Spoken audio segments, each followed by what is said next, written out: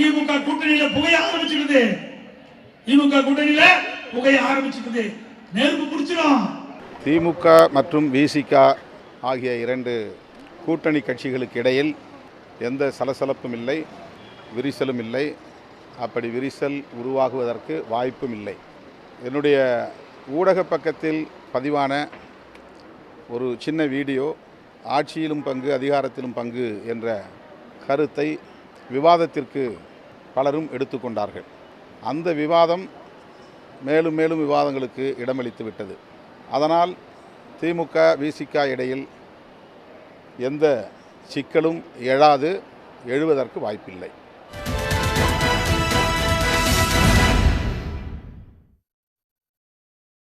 வணக்கம். இது கேள்விக்களம்.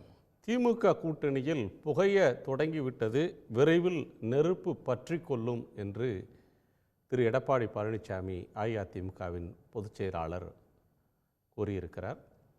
அப்படி எந்த வாய்ப்பும் இல்லை என்று விசிகவின் தலைவர் திரு தொல் திருமாவளவன் நிராகரித்திருக்கிறார். இதனிடையே திமுக தன்னுடைய பவள விழாவை கூட்டணி கட்சி தலைவர்களை அழைத்து காஞ்சிபுரத்தில் நடத்துகிறது.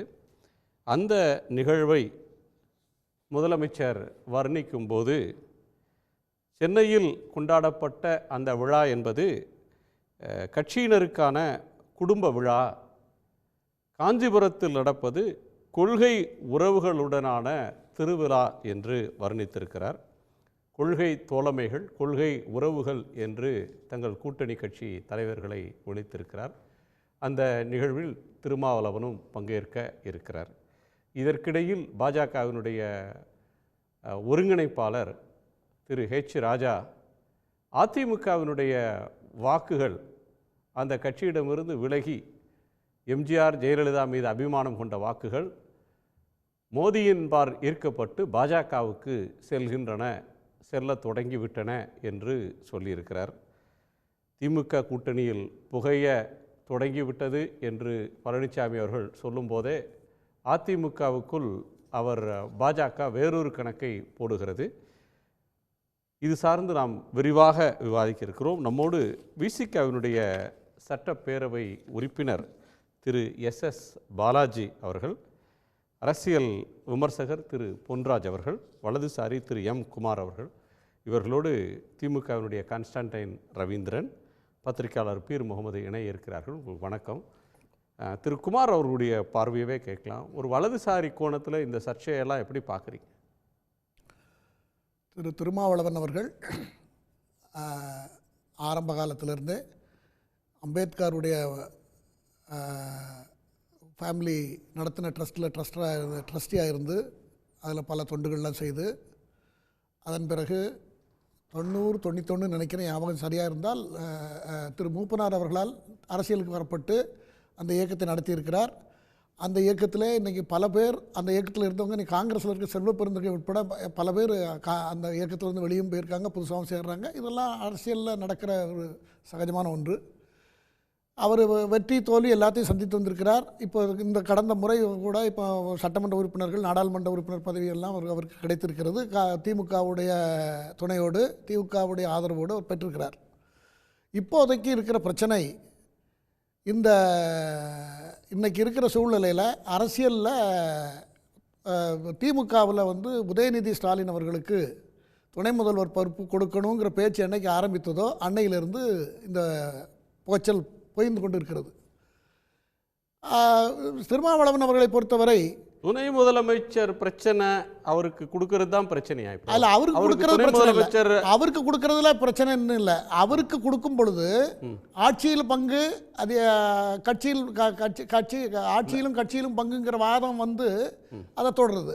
தேர்தல் கூட்டணி நேரத்தில் பங்கு கேட்பாங்க, எண்ணிக்கையை பேசுவாங்க. ஒரு கட்சி தன்னுடைய பெரும்பான்மை, அறுதி பெரும்பான்மையோட ஆட்சியில் உட்கார்ந்துருக்கு.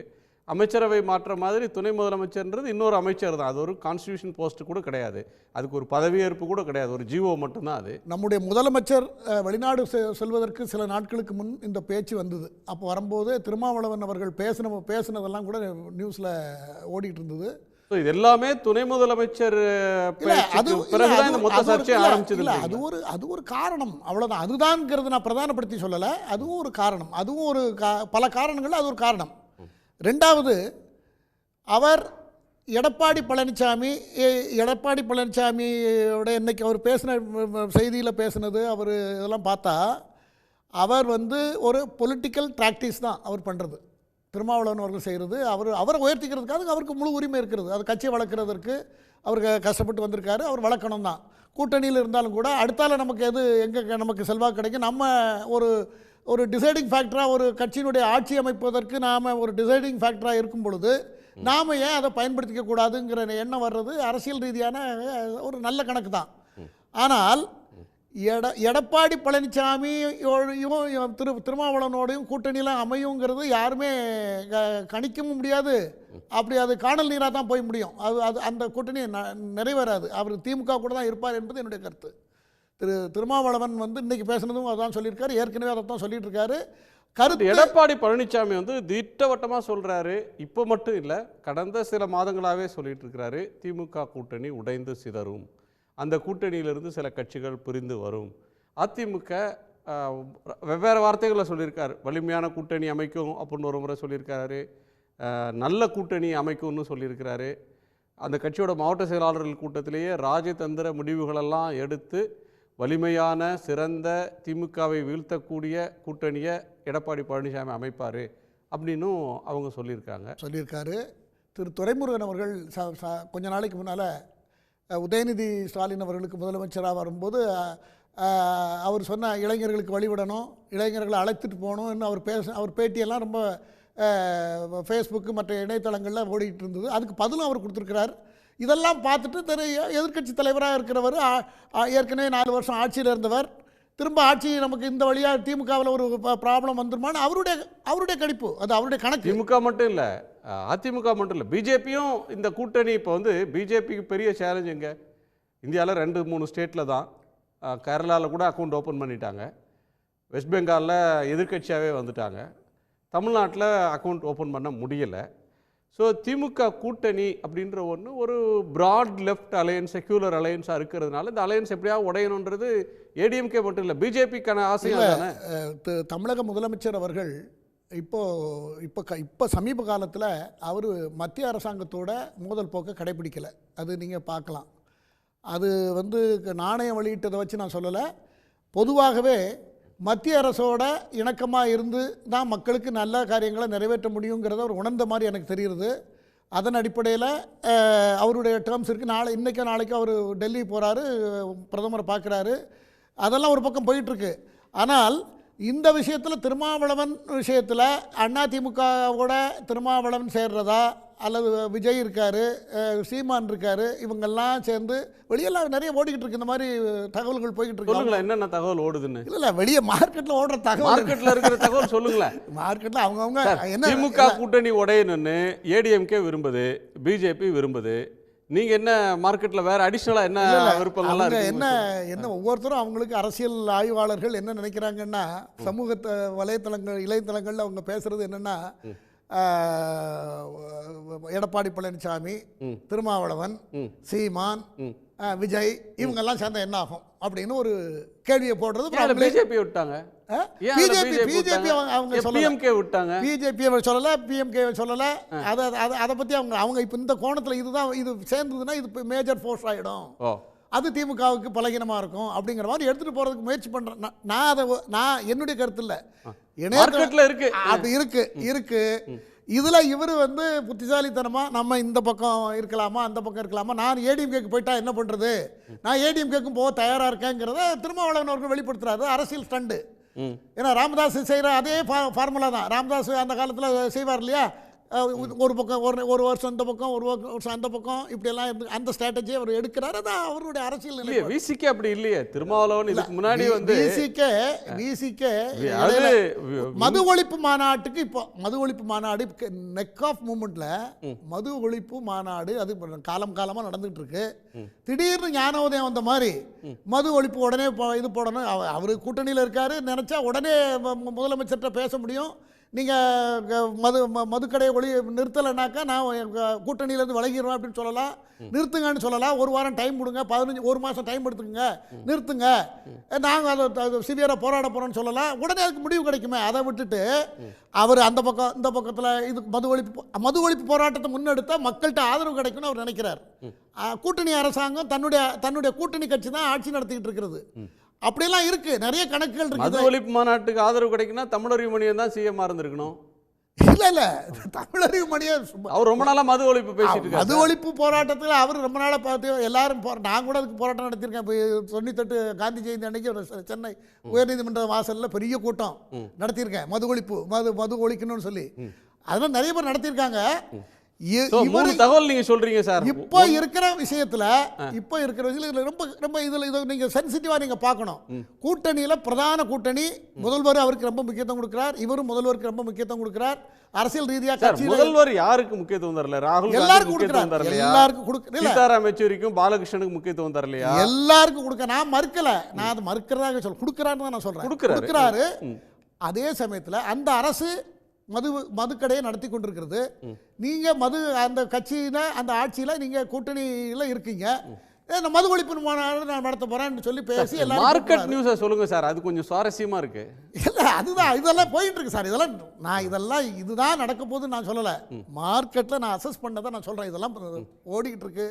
இவரு இந்த மாதிரி சூழல்ல இவரு நான் மது ஒழிப்பு மாநாடு நடத்துவேங்கிறாரு. அப்புறம் 2 பேரும் போய் போடுறாங்க, துண்டு போடுறாங்க, பார்க்குறாங்க, பேசுறாங்க. முதலமைச்சரும் அவர் நல்லா தான் பேசிக்கிறாரு. வெளியே வரும்போது ஒரு பேட்டி கொடுக்குறாரு, சனஜனமாக குறைப்போன்னாரு. இப்படியெல்லாம் நிறைய போயிட்டு இருக்கு. இது என்ன, இதனுடைய நெட் ரிசல்ட் என்னன்னா, நெட் ரிசல்ட் நான் மக்களை ஈர்க்கிறதுக்காக நானும் மது விலக்குக்காக போராடுறேன், நான் எனக்கு கிடைச்சா நான் ஆட்சிக்கு வந்தேன்னா மது விலக்கு கொண்டு வந்துடுவேன் அப்படிங்கிறத ப்ரூவ் பண்ணி மக்கள் ஆதரவு பெறதுக்காக திருமாவளவன் முயற்சி பண்ணிட்டு இருக்கார்.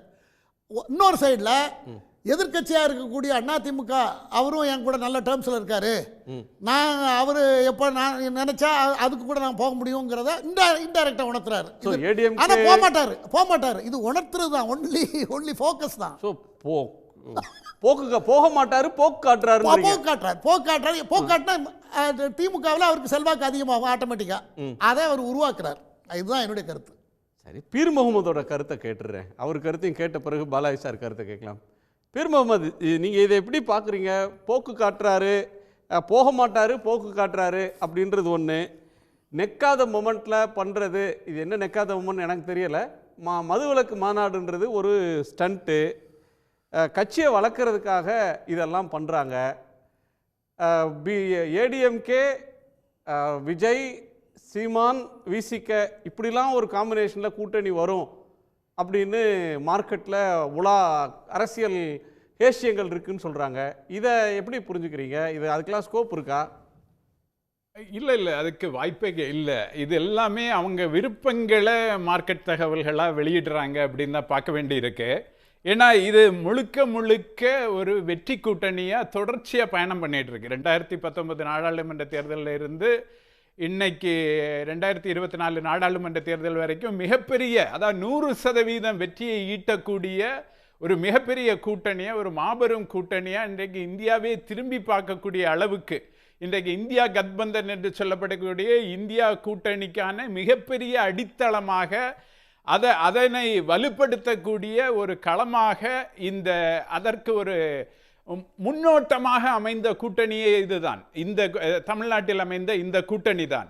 எனவே நாட்டுக்கே செய்தி சொல்லக்கூடிய, நாட்டுக்கே ஒரு பெரிய ஒரு மதச்சார்பற்ற அடித்தளத்தை அமைக்கக்கூடிய இந்த கூட்டணி என்பது குலைந்துவிடும் அல்லது இது போய்விடும் என்பதெல்லாம் வெறும் நப்பாசைதானே தவிர இது சின்னஞ்சிறு அசைவுகள் கூட இதில் ஏற்படாது என்பதைத்தான் இன்றைக்கு திருமாவளவன் அவர்களுடைய பேட்டியும் நமக்கு உறுதியாக சொல்கிறது. அவர் எதை சொல்கிறார், எந்த அளவுக்கு சொல்கிறார் என்றால், நீங்கள் 2026 சட்டமன்ற தேர்தலை மட்டும் நாங்கள் கருத்தில் கொள்ளவில்லை, 2029 நாடாளுமன்ற தேர்தல் என்கிற பெரிய இலக்கு இருக்கிறது, அதையும் கருத்தில் கொண்டு, மக்கள் நலனை கருத்தில் கொண்டுதான் நாங்கள் இந்த பயணத்தில் இருந்து கொண்டிருக்கிறோம் என்பதை அவர் 2026 தேர்தல் மட்டும் இல்ல, 2029 தேர்தலையும் இதே கூட்டணியில் பயணிப்போம் அப்படின்றது அவருடைய உறுதிப்பாடு என்றால், அவர் கூடவே இருக்கிற அவருடைய துணை பொதுச் செயலாளர் முதலமைச்சரையும் ஆட்சியையும் பர்சனல் அட்டாக் வரையிலும் போகிற ஒன்றை வந்து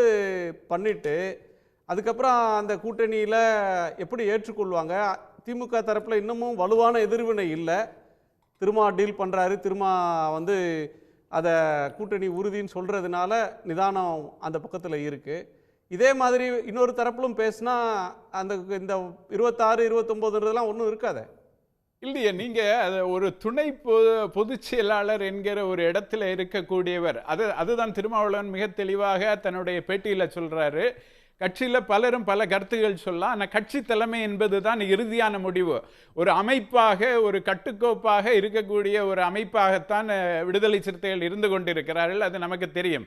அப்படிப்பட்ட ஒரு அமைப்புக்குள்ளே அவர்கள் ஒரு கருத்து சிலரால் அது ஊதி பெரிதாக்கப்படுகிற ஒரே காரணத்தினாலேயே அந்த முறிந்து விடும் என்று நாம் சொல்வதற்கு நீங்க மீடியால இருக்க நெடுங்காலம் இருக்கிறவரு ஒருவரால் சொல்லப்படும் ஒரு கருத்துனா அவங்க கட்சியோட பொதுக்குழு, செயற்குழு, மாவட்ட செயலாளர்கள் கூட்டம், அரசியல் ஆலோசனை குழு கூட்டம், உயர்நிலை குழு கூட்டம், அவங்க கட்சிக்குள்ள இன்டோர் மீட்டிங்ல என்ன வேண்டுமானாலும் பேசுவதற்கு அந்த கட்சியின் நிர்வாகிகளுக்கு உரிமை இருக்கு. பொதுவெளியில் ஊடகங்களை கூப்பிட்டு முதலமைச்சர் தொடங்கி ஆட்சியை விமர்சிக்கிறது, அணுகுமுறை விமர்சிக்கிறது அப்படின்னு பொதுவெளியில் பேசினா அது அந்த கட்சி தலைமை மறுக்கிற வரையிலும், டிசோன் பண்ற வரையிலும் அது கட்சியின் கருத்து தானே. இல்ல, டிசோன் இன்னைக்கு தான் பண்ணிட்டாரு. அதுதான் கட்சி தலைமை இன்றைக்கு டிசோன் பண்ணியிருக்கேன். இது எங்களுடைய கருத்தல்ல. எங்க கூட்டணியில ஒரு சலசலப்பு கூட இல்லை, ஒரு கிஞ்சித்தும் ஒரு சலசலப்பு இல்லை என்று தொல் திருமாவளவன், கட்சியுடைய தலைமையான தொல் திருமாவளவன் இன்றைக்கு சொல்லி இருக்கிறார். இன்றைக்கு டிசோன் பண்ணியாச்சு.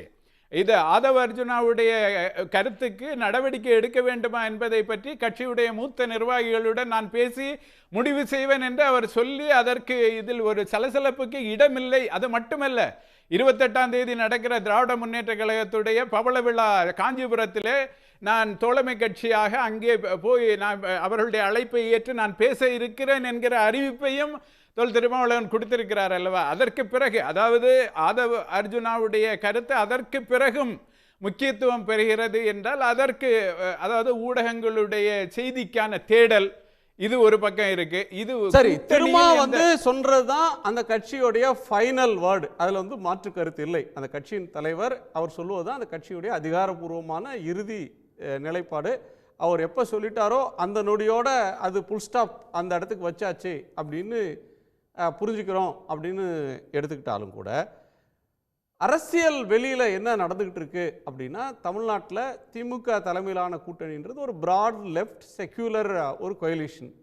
இது வந்து அந்த அலையன்ஸ் வந்து திமுக, காங்கிரஸ், விசிக, 2 கம்யூனிஸ்ட் கட்சிகள், மதிமுக, இஸ்லாமிய இயக்கங்கள், வேல்முருகன், இப்படி பலரும் இருக்கக்கூடிய ஒரு பலதரப்பட்ட ஒரு இந்துத்துவ எதிர்ப்பு அப்படின்ற ஒன்றில் உறுதியாக இருக்கக்கூடிய பல கட்சிகளுடைய ஒரு வலிமையான அணி. அது தொடர்ந்து ஜெயிக்கவும் செய்து மக்கள்கிட்ட அதுக்கு ஏற்பு இருக்குது. அந்த அணியை சிதறடிக்கிறது அல்லது உடைப்பது அப்படின்ற ஒன்றில் பிஜேபிக்கு ஆர்வம் இருக்குது, அதிமுகவுக்கு ஆர்வம் இருக்குது.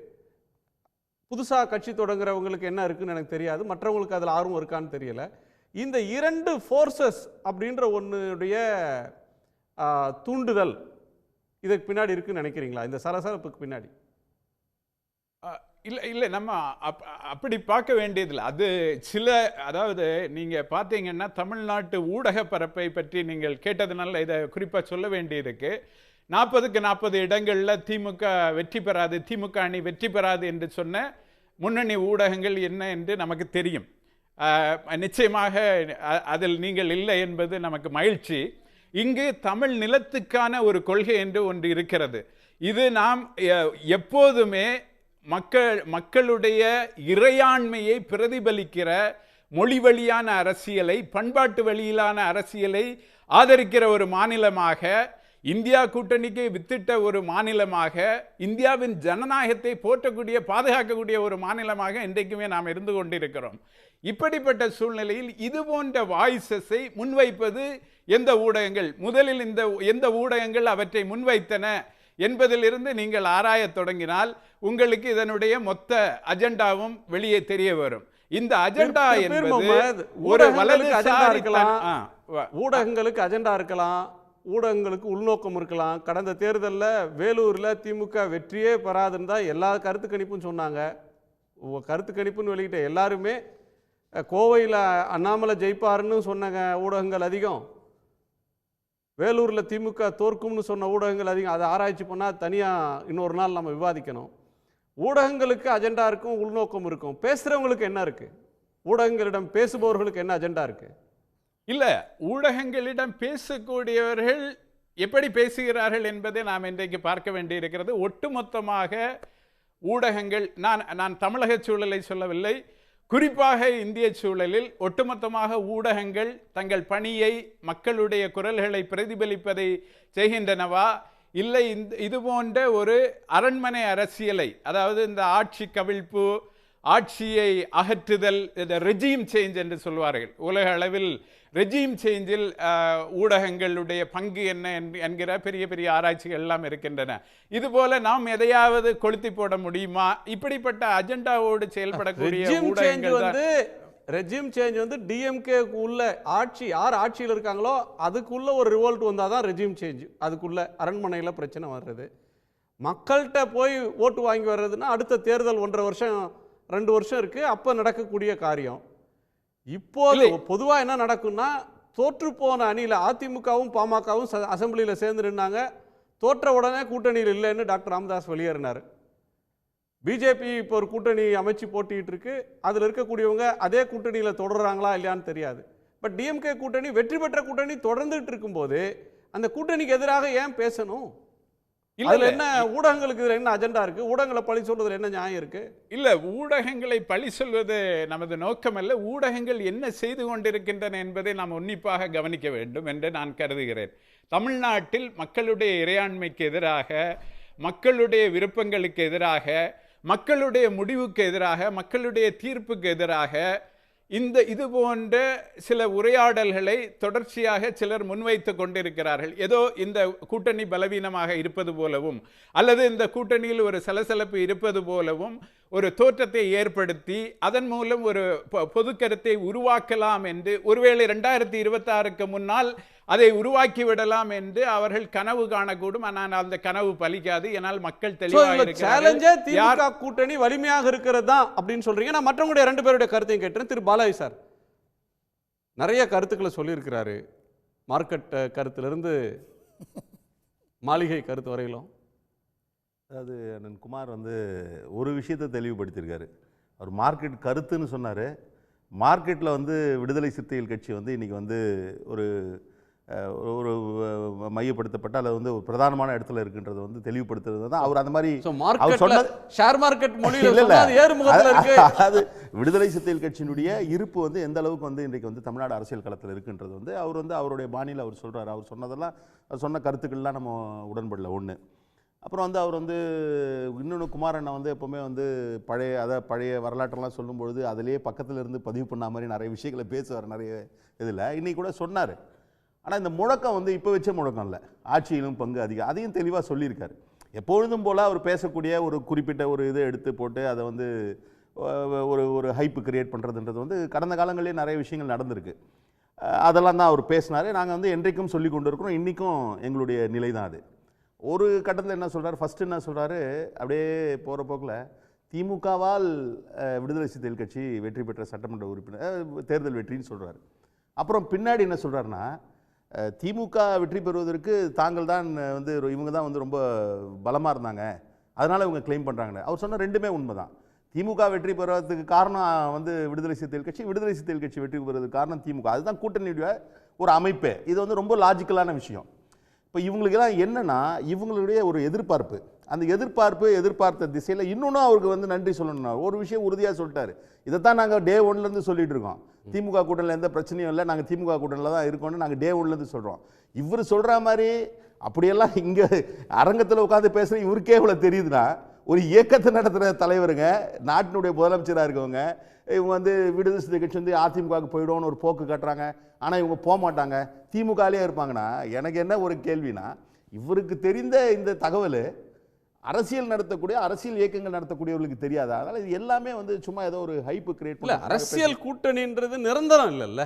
எந்த ஒரு அரசியல் கூட்டணியுமே வந்து மாதிரி இல்லை. என்ன என்ன கான்டெக்ட் நீங்கள் at the end of the day அவர் இன்னொன்னும் எனக்கு ரொம்ப வருத்தமான ஒரு பதிவு பண்ணார். பாட்டாளி மக்கள் கட்சி கூட்டணி நிலைப்பாடோடு வந்து விடுதலை சிறுத்தைகள் வந்து யாருமே ஒப்பிட மாட்டாங்க, அரசியல் தெரிஞ்சு யாருமே ஒப்பிட மாட்டாங்க. காரணம் என்ன, நான் அவங்கள வந்து ஒன்றும் குறைவாக சொல்லலை. அவங்களுடைய உக்தியாக வந்து அவங்க வந்து ஒரே நேரத்தில் 2 பேர்கிட்ட பேசுறது இல்லை வேறு ஆப்ஷன்ஸ் பார்க்குறது, அந்த மாதிரி விடுதலை சிறுத்தை கட்சி என்றைக்குமே டோர் ஓப்பன் பண்ணதில்லை. ஒரு வெளியில் வரோன்னா வெளியில் வரோம், இருக்கிறோன்னா இருக்கிறோம். அப்படி தான் நீங்கள் நான் வந்து சொல்கிறதுக்கு வந்து நீங்கள் வந்து ஏதாவது மாறுபட்ட நிலை யாருனா இருந்தால் சொல்லலாம். அந்த மாதிரி என்றைக்குமே கிடையாது. அதனால் இன்றைக்கு கூட விடுதலை சிறுத்தைகள் கட்சி அப்படி தான் ஒரு கூட்டணி முடிவு எடுக்கணும் அப்படின்னா, இது வந்து தலையை சுற்றி தொடுற மாதிரி இல்லை வந்து இந்த இது நாங்கள் வந்து ஒரு மாநாடு நடத்துகிறோம், இந்த மாநாடு நடத்தி அவங்களே அன்றைக்கே கேட்டகரிக்கலாக சொல்லிட்டாரு. அன்றைக்கே வந்து ரொம்ப தெளிவாக சொல்லிட்டார். இன்னொன்று நான் நேற்றுக்கு முந்தைய கூட பதிவு பண்ணேன். என்கிட்ட வந்து நான் பர்சனலாக தலைவர் வந்து அந்த பேட்டியை வந்து தொடர்ச்சியாக பார்த்து இதில் எங்கே வந்து நான் வந்து அலையன்ஸுக்கான ஒரு சிக்னலோ சமிங்கையோ கொடுத்துருக்கேன். நான் அங்கேயே கிளியர் கட்டாக சொல்லியிருக்கேனே. ஒரு செய்தியாளர் கேட்குறாரு ஏன் இந்த மேடை பொது மேடை அரசியல் மேடை ஆகக்கூடாதுன்னா அப்போவே சொல்கிறாரு. அதை மட்டும் கட் பண்ணி 2 நிமிஷம் 38 செகண்ட் என்னோட பதிவில் போட சொன்னது அவர் தான் போட சொன்னார், போட்டிருக்கேன் நான். அப்போது அவரோட கிளாரிட்டி வந்து செப்டம்பர் 10லேருந்து அப்படியே தான் இருக்குது. இது வெவ்வேறு காலகட்டத்தில் அப்படியே கொஞ்சம் கொஞ்சமாக ஒரு ஹைப்பு கொடுத்து எல்லாம் 2 விஷயம். திருமாவளவன் அவர்களுக்கு ஊசலாட்டம் இருக்கா அப்படின்ற ஒன்றுக்கு நீங்கள் அப்போ அவருக்கு அந்த மாதிரியான திங்கிங் இல்லைன்றீங்க. ஆனால் விசிகால அப்படியான ஒரு ஊசலாட்டம் இருக்கா? இல்லை. அது வந்து துணை பொதுச் செயலாளர் ஆதவ் அர்ஜுன் என்பவர் என்ன சொல்லி பேட்டி கொடுக்குறாருன்னா, ஏறத்தாழ அவர் டிஎம்கேவையும் ஏடிஎம்கேவையும் ஈக்குவேட் பண்ணுறாரு. தான் பிஜேபி விட்டு வந்துட்டாங்கல்ல, இப்போ தைரியமாக பிஜேபி எதுக்குறாங்கல்ல அப்படின்னா எங்களுக்கு இன்னொரு ஆப்ஷன் இருக்குது அப்படின்னு அவர் நேரடியாக பேசுகிறது மாதிரி இருக்குது. அது வந்து விசிகாவோட ஸ்டாண்டா இல்லையா? அதை தான் இன்றைக்கி தெளிவாக வந்து எழுச்சி தமிழர் வந்து கட்சியில் இருக்கக்கூடியவர்களுக்கு ஒருத்தருக்கான ஒரு கருத்து சுதந்திரம் இருக்குது. அதில் இருக்கக்கூடிய அந்த கருத்து சுதந்திரின் அடிப்படையில் பேசின கருத்துக்களை வந்து அவர் டிசோன் பண்ணிட்டார். ஒன்று. இன்னொன்று, இப்போ நீங்கள் என்ன வந்து அழைச்சி உட்கார வைக்கிறீங்க உங்கள் இதில். இப்போ எங்கள் கட்சியில் 12 துணை பொதுச் செயலர் இருக்காங்க. 12 பேர் இருக்குங்க. இப்போ என்ன நான் வந்து பார்க்க போனால் அதில் வந்து ஜூனியர். நான் கட்சியில் பணியாற்றிய அளவுகோலில் கால அளவில் நீங்களே ஜூனியர்னா அதான் வெயிட் பண்ணுங்க. நான் 14 வருஷமாக இருக்கேன். அதான் கட்சி வந்து அமைப்பாக விடுதலை சிறுத்தை கட்சி அமைப்பாக இருக்கும்போது டிபிஐயாக இருக்கும் பொழுது தலைவரோட இருந்தவர் இன்னைக்கு இந்த கட்சியில் வந்து துணை பொதுச் செயலாளராக இருக்கார். 2-3 பேர் இருக்காங்க அந்த மாதிரி. அவங்கெல்லாம் வந்து தலைவர் வந்து எடுக்கக்கூடிய முடிவுகளில் தாக்கம் செலுத்தக்கூடிய ஆட்கள் அவங்களும் இருக்காங்க. ஆனால் உங்கள் பார்வைக்கு அவங்களாம் இல்லை. இப்போ நீங்கள் ஏன்னா எனக்கு அக்சஸ் இருக்குது. எனக்கே கூட ஒரு பிளாட்ஃபார்ம் வந்து ஒரு சட்டமன்ற உறுப்பினர் ஆன பிறகு ஒரு பிளாட்ஃபார்ம் கிடைக்குது. இந்த அக்சஸ் இல்லை, வெளிச்சம் விழுது உங்கள் மேலே. அப்போ இப்போ நீங்கள் இவர் இந்த துணை பொதுச் செயலாளரை பொறுத்த வரைக்கும் இப்போ இவர் வந்து பேசிக்காக வந்து இப்போ எனக்கு வந்து ஒரு ப்ரொஃபஷன் இருக்குது, எனக்கு ஒரு ஸ்டைல். இப்போ நான் பேசுகிற மாதிரியே தொடர் வன்னியரசு பேச மாட்டார், தொடர் ஷானவாஸ் பேச மாட்டார். கருத்துக்களே உள்ளே இருக்கக்கூடிய பொது இருக்கக்கூடிய விஷயங்கள் ஒன்றா இருக்கலாம். இப்போ அவருடைய வேகத்துக்கு வந்து துணை முதலமைச்சர் இருந்தார். நாங்கள் தான் முதலமைச்சராகவே தலைவர் வந்து கனவு காணிட்டு இருக்கோம். முதலமைச்சர் ஆக்கணுன்றதுக்காக தான் நாங்கள் எல்லாருமே வந்து சொல்லிட்டு இருக்கோம். அவரோட வெளிப்படுத்துகிற கருத்து அந்த மாதிரி, அந்த கருத்துக்கு கிடைக்கக்கூடிய ஒரு வைடு லைட்டு நீங்கள் அவருக்கான ஒரு பின்னணின்னு இருக்குது. இப்போ எனக்கான ஒரு பின்னணின்னு இருக்குது பொலிட்டிக்கல் தளத்தில். இதை வந்து கேபிட்டலைஸ் பண்ணியிருக்காங்க சில பேர். இப்போ நாங்கள் சொல்கிறோம் இல்லையா, அதை வந்து இந்த கூட்டணிக்கான வந்து ஒரு நெருடலை ஏற்படுத்தணும்னு நினைக்கிறவங்க இதெல்லாம் புரிஞ்சிட்டு இருக்காங்க.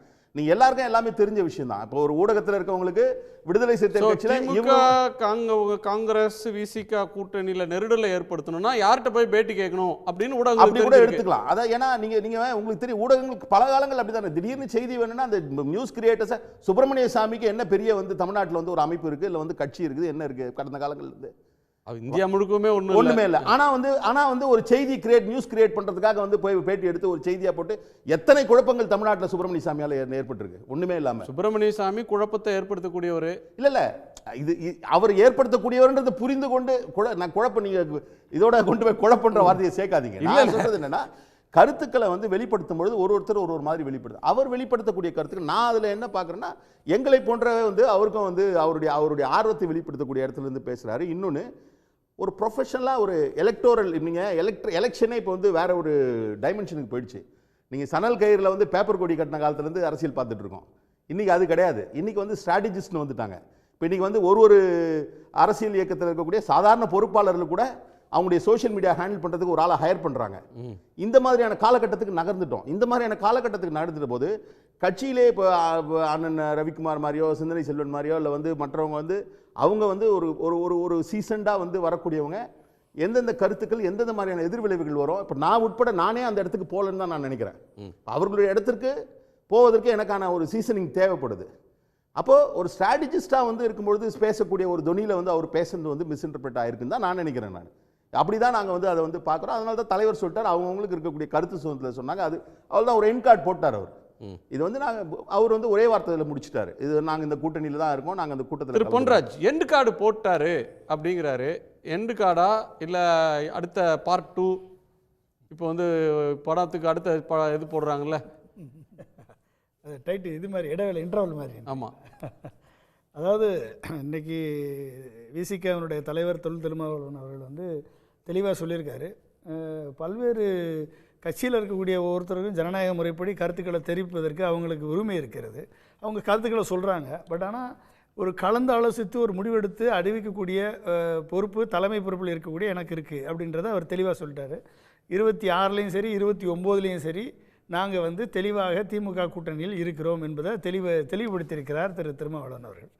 அதனால் வந்து இப்போ என்ன பிரச்சனை அப்படின்னா, ஒவ்வொரு கட்சியிலையும் இவர் நம்ம சார் பாலாஜி சார் சொன்னது மாதிரி எல்லாருக்குமே வந்து அவங்க தலைவரை முதல்வர் ஆக்கணுன்ற எண்ணம் இருக்கும். அப்போ முதல்வர் ஆக்கணுன்ற எண்ணத்தை விட்டுட்டு விசிகேல இவர் ஆதவ அர்ஜுனன் துணை முதல்வர் ஆக்கணும்னு சொல்லிட்டாரு அப்படின்னு சொல்லி இவங்க கோவப்படலாமா? அது அவருடைய பார்வை. அது அந்த பார்வையில் அவர் பார்க்குறாரு. ஆதவ அர்ஜுனன் அவர்களுக்கு துணை பொதுச் செயலாளர், அவர் துணை பொதுச் செயலாளர். துணை பொதுச் செயலாளராக இருந்து அவர் சொல்லக்கூடிய அந்த கருத்துக்கள் எந்த அளவுக்கு ஒரு பொது விவாதத்திற்கு வழிவகுத்திருக்கிறது. அது வந்து ஒருவேளை கூட்டணி அதிமுகவும் ரெடியாக இருக்காங்க, திமுகவில் நாங்கள் இருக்கோம், இப்போ அதிமுகவும் வந்து பிஜேபி விட்டு வெளியே வந்துட்டாங்க அப்படின்னா ஒரு ஆப்ஷனை ஓப்பன் பண்ணுறதுக்கான கதவை திரு ஆதவ அர்ஜுனன் திறந்து வச்சிருக்காரோ என்ற கேள்வி எழுப்புவது உண்மைதான். அது நியாயம்தான், இந்த கேள்விகள் வரத்தான் செய்யும். ஆனால் அந்த முடிவை எடுக்கக்கூடிய நிலையில் இருக்கக்கூடிய திரு திருமாவளவன் அவர்களுக்கு தெரியும். ஏன்னா அவர் வந்து எல்லா சோதனையும் பரிசோதனையும் பார்த்து விட்டு தான் வந்திருக்கிறார் இந்த கூட்டணிக்கு. நீங்கள் தனியாக நின்று இல்லை மக்கள் நல கூட்டணியில் இருந்து என்ன ஓட்டு சதவீதம் பெற்றார்கள், அதுக்கடுத்து திமுக கூட்டணிக்கு வந்த பிறகு இன்றைக்கு அந்த திமுக கூட்டணி மக்கள் மத்தியிலே எப்படிப்பட்ட ஆதரவை பெற்றிருக்கிறது, இன்றைக்கு ஆளுங்கட்சியாக வந்திருக்கிறது என்பது அவருக்கு தெரியும். இப்போ தனியாக நின்னால் எவ்வளவு ஓட்டு கிடைக்கும்? விசிக ஒட்டு மொத்தமாக தமிழகம் முழுக்க இருக்காங்க, இல்லைன்னு சொல்ல முடியாது, எல்லா தொகுதியிலையும் இருக்காங்க. அப்போ ஒட்டு மொத்தமாக தனியாக நின்று இத்தனை % இருக்குன்னு நிரூபிப்பதற்கு ஒரு 5 வருஷத்தை சாக்ரிஃபைஸ் பண்ணணும். அப்போ அந்த 5 வருஷம் சாக்ரிஃபைஸ் பண்ணும் பொழுது அதெல்லாம் அவருடைய சிந்தனைக்கு செயலுக்கு அவருக்கு எல்லாமே தெரிஞ்சு தான் அவர் ஒரு முடிவு எடுத்திருக்கார். அப்போ இந்த 5 வருஷம் சாக்ரிஃபைஸ் பண்ணி நம்மளுடைய % வந்து என்னென்னு கண்டுபிடிக்கிறதுக்கு இங்கே வந்து இடம் இல்லை. இது கூட்டணியால் ஏற்படக்கூடிய பலம் இன்றைக்கு இருக்கக்கூடிய அரசியல் சூழலில் ஒரு சித்தாந்த எதிரியை நோக்கி செயல்பட வேண்டிய கட்டாயம் இருக்கிறது. ஒரு முக்கியமான பாயிண்ட்டுக்கு வரீங்க. சித்தாந்த எதிரி அப்படின்னு வர்றப்ப இந்தியாவில் மமதா பானர்ஜியும் காங்கிரஸும் கூட கூட்டு சேர்றதில்லை, மமதா பானர்ஜியும் லெஃப்ட்டும் கூட்டு சேர்றதில்லை. மகாராஷ்டிராவில் ஒரு கூட்டணி இருக்குது, தமிழ்நாட்டில் விருந்து பறந்த ஒரு கூட்டணி இருக்குது. நிதிஷ்குமார் கூட்டணிக்கு வந்தவர் ஓடிட்டார், சந்திரபாபு நாயுடு ஒருங்கிணைப்பாளராக இருந்தவர் திரும்ப பிஜேபி பக்கம் போயிட்டார். ஸோ தமிழ்நாட்டில் ஒரு அலையன்ஸ், இது வந்து ஒரு கட்சி தேர்தல் அப்படின்றத தாண்டி இஃபெக்டிவாக 5 ஆண்டு காலம் இருக்கிற ஒரு பழைய லெஃப்ட் கோயலிஷன் மாதிரி போயிட்டுருக்கு. இதை எப்படியாவது பிரேக் பண்ணணும். இந்த அலையன்ஸ் உடையாத வரையிலும் அதிமுகவுக்கும் எதிர்காலம் இல்லை, பிஜேபிக்கும் கணக்கை ஓப்பன் பண்ண முடியாது, இப்படி அரசியல் ஆய்வாளர்கள் தொடர்ந்து சொல்கிறாங்க. அந்த பின்புலத்திலிருந்து இந்த சர்ச்சையை நோக்கணுமா? அது உண்மை. ஏன்னா எப்படியாவது இந்தியா கூட்டணியை நீங்கள் வந்து விசிகாவையும் காங்கிரஸையும் வெளியெடுத்துட்டா இந்தியா கூட்டணி பலமிழந்து விடும் என்ற ஒரு அரசியல் கணக்கு, ஒரு அரசியல் ஸ்ட்ராட்டஜி இங்கே ரொம்ப காலமாக, இப்போ இல்லை, 2019 எலெக்ஷனில் இருந்தது, 2024 எலெக்ஷனில் இருந்தது, இப்போ இனிமேலும் இருக்கும். அது அந்த முயற்சியில் தொடர்ந்து எதிர்க்கட்சிகள் ஈடுபட்டு கொண்டு தான் இருக்கிறாங்க. அந்த முயற்சியை முறியடிக்கிறதுல திமுக அதனுடைய தலைவர் திரு மு க ஸ்டாலின் அவர்களும் சரி, திரு விசிகாவினுடைய தலைவராக இருக்கட்டும், திரு காங்கிரஸ் தலைவர் திரு சிபிஐயாக இருக்கட்டும், யாராக இருந்தாலும் இவங்க எல்லாமே அந்த சித்தாந்தத்தில் ஒரு கொள்கை கூட்டணியாக இருப்பதனால் இதில் அந்த பிரச்சனைகள் இதுவரை எழவில்லை. ஆனால் சின்ன இந்த ஆட்சியிலும் பங்கு அதிகாரத்திலும் பங்கு என்று கேட்கக்கூடிய சூழல் ஏற்படக்கூடிய நிலை ஏன் வருது அப்படின்னா, 2026 தேர்தலில் இன்றைக்கு திமுக ஒரு கூட்டணியாக 45% வாக்குகளை பெற்று நிற்கிறது. இந்த 45% கிராஸ் பண்ணக்கூடிய எந்த கூட்டணியும் இல்லை. இப்போ எந்த கூட்டணியும் இல்லை. இந்த கூட்டணியை உடைச்சாதான் உடைச்சி 20% இந்த கூட்டணியை கொண்டு வந்துட்டா எல்லாரும் 20%, அப்போ 21% எடுத்தவர்கள் வெற்றி. 30 கிலோ கொண்டு வரணும், 30 கிலோ கொண்டு வரணும். அப்போ அதுதான் ஸ்ட்ராட்டஜி. அப்போ அந்த ஸ்ட்ராட்டஜிக்கு எப்படியெல்லாம் ஒர்க் பண்ண முடியும், அப்போ அந்த ஸ்ட்ராட்டஜியை எப்படியெல்லாம் செயல்படுத்த முடியும் என்பதில் எல்லா வகையான பின்புலமும் நடந்துக்கிட்டு இருக்கு, அரசியல் பின்புலமும் நடந்துக்கிட்டு இருக்கு. ராகுல் காந்திக்கு பிஜேபியோட ஸ்ட்ராட்டஜி தெரியும், கம்யூனிஸ்டுகளுக்கும் அதனுடைய சூழ்ச்சி புரியும். அவங்க புரியாதவங்கள. திருமாவளவன் ஒரு மெச்சூர்ட் லீடர், சீனியர் லீடர், அவருக்கும் இதை சென்ஸ் பண்ணக்கூடிய ஒரு லீடர். வைகோ பயணம் தொடருன்றாரு. இடதுசாரி இயக்கங்களோட இஸ்லாமிய இயக்கங்களும் அவங்களுக்கு இந்த ஆபத்து இதை விட நல்லாவே தெரியும். அப்படி இருக்கும்போது இந்த முயற்சி எப்படி டேக் ஆஃப் ஆகும்? இல்லை, ஏதாவது ஒரு திரியை கொளுத்தி போட்டு அதிலிருந்து ஒரு பிரிவினையை உருவாக்கிட்டோம்னா அப்போ உங்களுக்கு இப்போ விசிகா போயிட்டாங்க. இப்போ காங்கிரஸ் அன்னைக்கு நாங்கள் எங்களுக்கு ஆட்சியில் பங்கு வேண்டும்னு செல்வ பிறந்தகை சொன்னதை நாங்களும் வரணும். ஒவ்வொரு கட்சிக்கும் அந்த ஆஸ்பிரேஷன் இருக்கலாம். ஆனால் நீங்கள் சினாரியோ பாருங்கள், 26க்குள்ள அரசியல் கட்சின்னு ஒன்று இருந்ததுன்னா அந்த கட்சி அதிகாரத்தில் பங்கு கேட்கும், அதிகாரத்தை அடையணும்னு ஆசைப்படும். அதற்கு தான் ஒரு கட்சி நடத்துகிறாங்க. ஆனால் டைமிங் அப்படின்ற ஒன்று தான் குருஷியல். இப்போ 2026 தேர்தல், 2016 தேர்தலில் திருமாவளவன் இந்த லைனை எடுத்தார். ஆட்சியில் பங்கு கொடுக்குற கட்சியோடு தான் கூட்டணி. டிஎம்கே எங்களுக்கு ஆட்சியில் பங்கு தர விருப்பம் இல்லை, அதிமுக விருப்பம் இல்லைனாங்க. அப்புறம் விஜயகாந்த் அதுக்கு முன் வந்தார். 2 கம்யூனிஸ்ட் கட்சிகள், விஜயகாந்த், ஜி.கே. வாசன், இவங்க மக்கள் நல கூட்டணி ஒன்று போட்டாங்க. அந்த கூட்டணியோட ஒற்றை இலக்கே கூட்டணி ஆட்சின்ற ஒன்று தான். அந்த பரீட்சையை பண்ணிட்டாங்க. அடுத்து அந்த முயற்சி அப்படின்னா தேர்தல் நெருக்கத்தில் தானே அதெல்லாம் வரும். தேர்தல் பேச்சுவார்த்தை தொடங்கும் போது இதுதான் எங்கள் லைனு, நீங்கள் எங்கள் ஸ்டாண்டு இது, நீங்கள் ஏற்றுக்கிறீங்களா அப்படின்னு பேசுகிறது அந்த தேர்தலுடைய run up to the election தான் நடக்கும். இப்போவே இதை பேசுகிறது எப்படி புரிஞ்சுக்கிறீங்க? இப்போவே ஒரு வாய்ப்புகளை உருவாக்கலாமா, வாய்ப்புகள் இருக்கா, எக்ஸ்ப்ளோர் பண்ணக்கூடிய மெத்தடில் அவர் ஆதவர்ஜன் இறங்கியிருக்காங்க. அது அவருடைய ஏதாவது பிசுறு தட்டு தான் பார்க்குறதா, ஏதாவது இருக்கா, வருமா, ஏதாவது செய்ய முடியுமா, பண்ண முடியுமா என்ற ஒரு கருத்து. இப்போ மத்தியில் கூட்டாட்சி, மாநிலத்தில் சுயாட்சி, இதுதான் அண்ணாவின் கொள்கை. அப்போ அந்த கொள்கையில் இன்னைக்கு வரைக்கும் தமிழகம் அதில் தெளிவாக போயிட்டுருக்காங்க.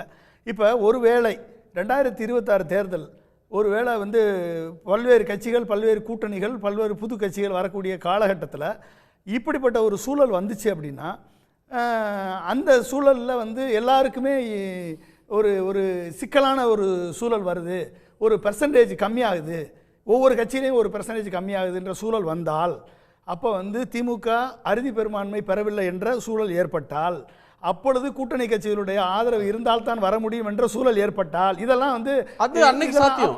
இது எல்லாமே ரிசல்ட் வந்தா தான் தெரியும். என்டிஏன்னு ஒரு கூட்டணி, இப்போ இந்தியா கூட்டணி இருக்கும்போது என்டிஏன்னு ஒரு கூட்டணி இருப்பதாக முயற்சித்து கூட்டணி தலைவரெல்லாம் கூப்பிட்டு குரூப் ஃபோட்டோ எடுத்து ஒரு தேர்தல் இது பண்ணப்போ கூட அதுக்கு பேர் மோடி கேரண்டின்னு தான் சொன்னாங்க.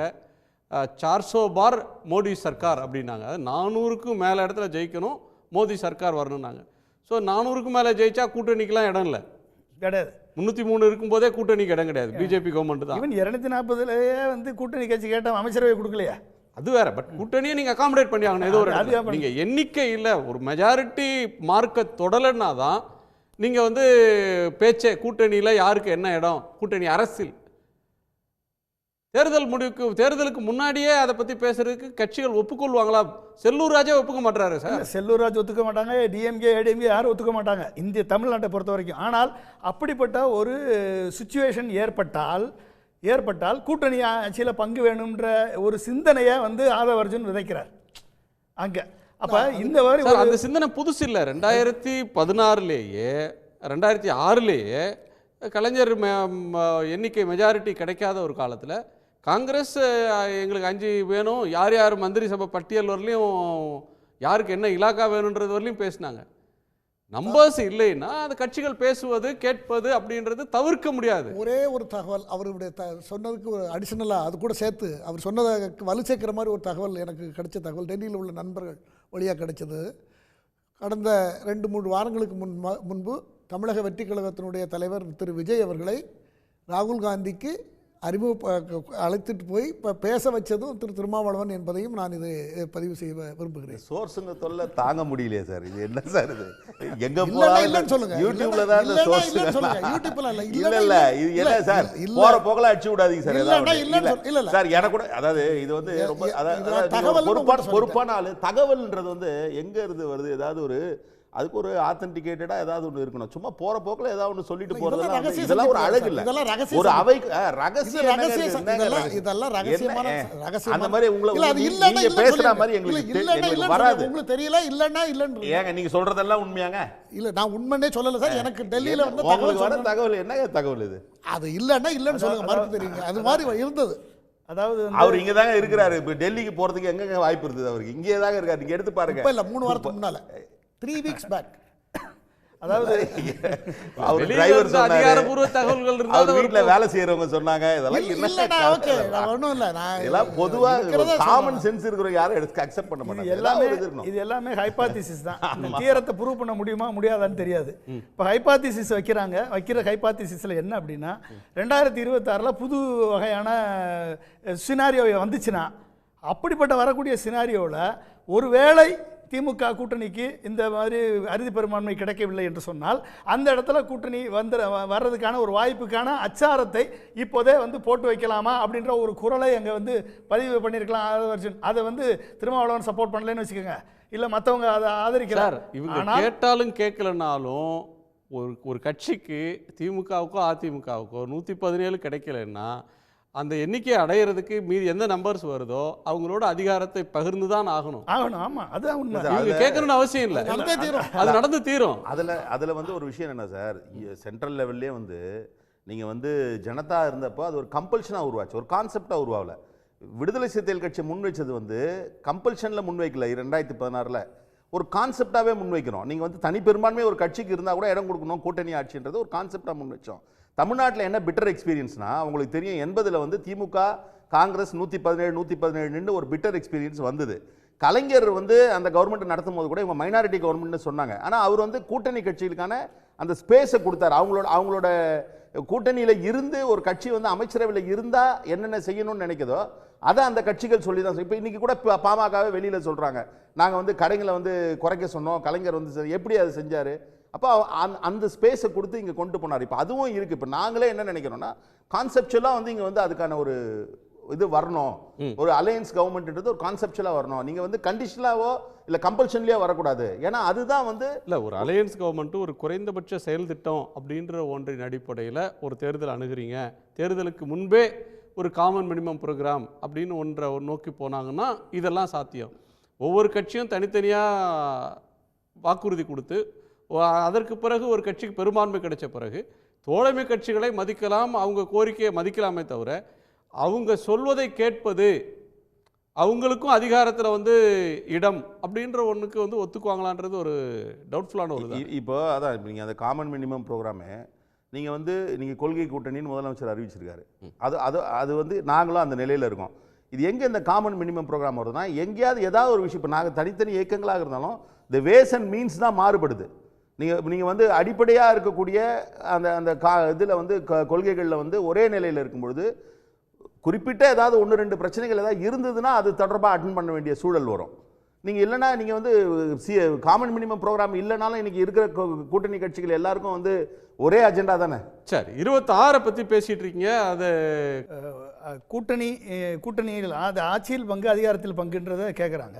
இப்போ நான் வேற இல்லை, இப்போ திமுக ஆட்சியிலேன்னு எடுத்துக்கோங்களேன், எத்தனை எம்எல்ஏக்களுக்கு வந்து திமுக ஆட்சியாக இருக்கட்டும் அதிமுக ஆட்சியாக இருக்கட்டும் எத்தனை எம்எல்ஏக்களுக்கு அந்த அதிகாரத்தில் பங்கு இருக்குது அப்படின்றது தெரியலை. ஏன்னா மினிஸ்ட்ரியிலே வந்து எத்தனை மினிஸ்டர் பவர்ஃபுல் மினிஸ்ட்ரி, எத்தனை மினிஸ்டர் வந்து நான் பவர்ஃபுல் மினிஸ்ட்ரின்னு இருக்குது. அப்போ அமைச்சர் ஆனாலே வந்து நீங்கள் அதிகாரம் கிடைக்குமான்றது தெரியாது. இப்போ எத்தனையோ மினிஸ்டர்களுக்கு வருத்தங்கள் இருக்கும், எங்கள் மினிஸ்ட்ரி எனக்கு வந்து எந்த விதமான பவர் இல்லை, எனக்கு பட்ஜெட் இல்லை என்ற மாதிரி எண்ணங்கள்லாம் வரும். அப்போ ஒரு எம்எல்ஏ கூட்டணி கட்சி எம்எல்ஏக்கு எங்களுக்கு வந்து இன்னமும் அவங்களுக்கு நான் 2-3 கூட்டல் கட்சி எம்எல்ஏ பேசியிருக்கேன். அவங்க சொல்கிறாங்க, என்னங்க நாங்கள் சொல்கிறது எங்கே நடக்குது, எல்லாம் அந்த அமைச்சர்கள்ட்ட போனால் தான் நடக்குது அப்படின்ற மாதிரியான எண்ணங்கள் இருக்குது. கூட்டணி கட்சி மட்டும் இல்லை, திமுகவுடைய கட்சி எம்எல்ஏக்களுக்கே அந்த எண்ணங்கள் இருக்குது. அதிமுகவுடைய கட்சி எம்எல்ஏக்களுக்கு அந்த அதிகாரத்தில் பங்கு இருக்கா இல்லையான்றது தெரியல. ஸோ அதிகாரத்தில் பங்குன்னா அமைச்சரவையில் எல்லோருக்கும் சமமான அதிகாரம் இருக்கிறது இல்லை. ஆட்சியில் ஆளுங்கட்சி எம்எல்ஏ முதலமைச்சரையும் அமைச்சரையும் தேர்ந்தெடுக்கிற ஆளுங்கட்சி எம்எல்ஏக்களுக்குமே அதிகாரத்தினுடைய பகிர்வு வரலன்னு சொல்றீங்க.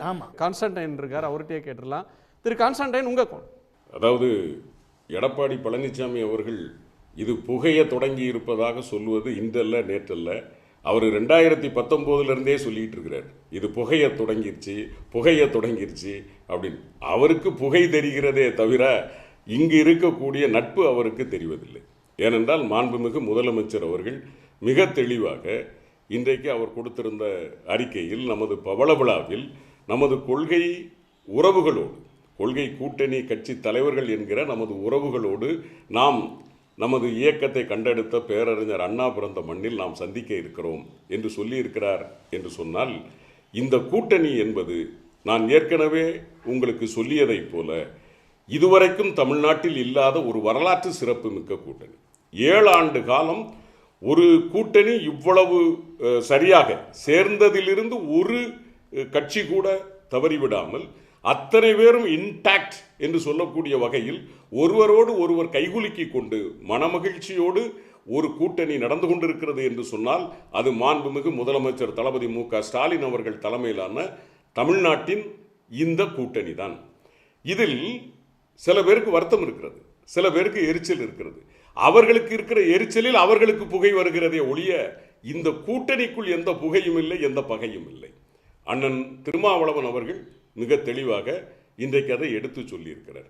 அதாவது இந்த கூட்டணி, இந்த கொள்கை கூட்டணி என்பது ஒரு பொன் முட்டை இடுகிற வாத்து. வெற்றி என்கிற பொன் முட்டையை தவிர வேறு எதுவும் இங்கு இல்லை.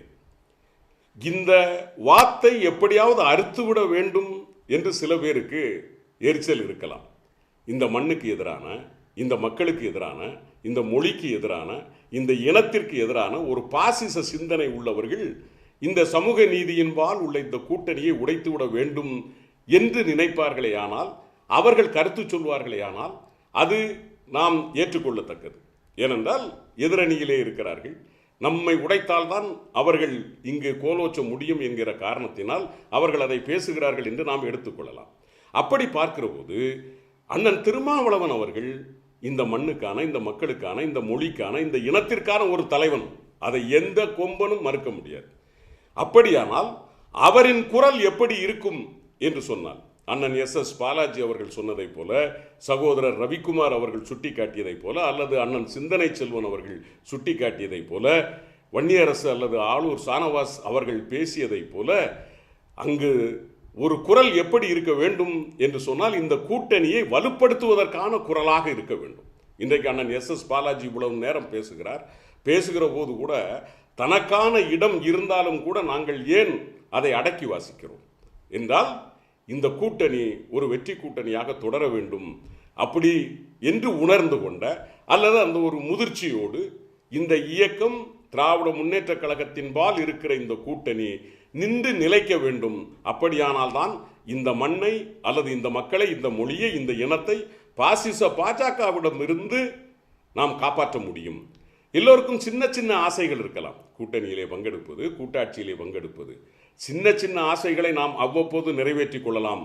ஆனால் லட்சியத்தை தவற விட்டு சின்ன சின்ன ஆசைகளுக்கு ஆசைப்பட்டு விட்டோமே என்றால் லட்சியத்தை மீண்டும் வெற்றெடுக்க முடியாது. இந்த லட்சிய பயணம் என்பது 2014 தொடர்ந்து போய்கொண்டிருக்கிறது. ஆனால் இந்த கூட்டணி 2017 தொடர்ந்து போய்கொண்டிருக்கிறது.